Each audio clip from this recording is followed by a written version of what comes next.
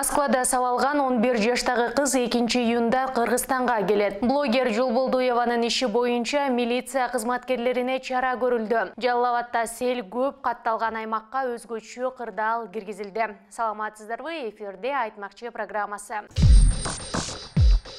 Жалпыга маалымдоо каражаттарында кеңири тараган Кыргызстандын жашы жете элек жаранынын тууганы тарабынан сабалышы боюнча факты Кыргыз Республикасынын балдар укугу боюнча ыйгарым укуктуу өкүл Асель Чыныбаеванын көзөмөлүндө. Бул тууралуу президенттин администрациясынын маалыматтык саясат кызматы билдирди. Үстүбүздөгү жылдын 22 апрелинде Кыргыз Республикасынын Россия Федерациясындагы элчилигинин кызматкерлери Кыргыз Республикасынын Ички иштер министрлигинин, Россия Федерациясындагы өкүлдөрү, Кыргыз диаспорасынын активисттери менен биргеликте жашы жете элек өспүрүмдүн жашаган жерине барышканын белгилешти. Учурда ата-энеси менен макулдашып, жашы жете элек кызды Кыргызстанга жөнөтүү үчүн тиешелүү документтер даярдалып жатат. Аталган факты боюнча тиешелүү мамлекеттик органдар менен биргеликте иш жүрүүдө.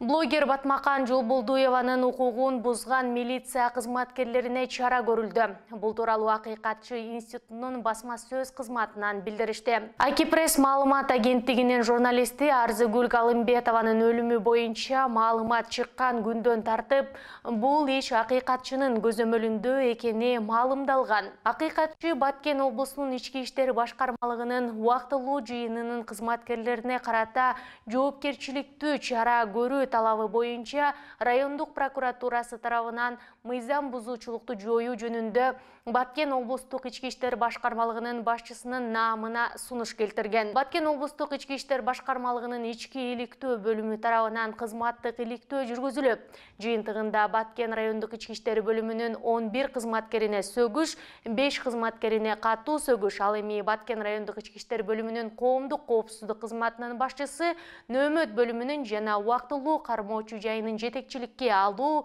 боюнча орун басарына ээленген кызматынан төмөндөтүү менен бошотуу тартиптик чаралары колдонулду. Эмне унчукпай калдыңар? 21-22 май күндөрү нөшөрлөп жааган жаандын кесепетинен улам Аксы районуна өзгөчө кырдаал режими киргизилди. Бул тууралуу өзгөчө кырдаалдар министрлигинин басма сөз кызматы билдирди. Маалыматка караганда, жаандын кесепетинен аталган райондун Кашка суу, Кара суу, Авлетим, Ак суу, Кызыл Туу айыл өкмөтүндөгү 4370 метр ички жолду 6 ички чарбалык көпүрөнү сел алган. Андан сырткары 29 турак үйдүн таам аркаларын суу каптап, бир социалдык объект менен 6 турак үйдүн ичине суу кирген. Жеринде жарандык коргонуу кызматтары жана райондук өзгөчө кырдаалдар бөлүмүнүн өздүк курамдары иш алып барууда. Ушул жана башка жаңылыктарды кененирээк Бизон KGZ сайтынан окуй аласыздар.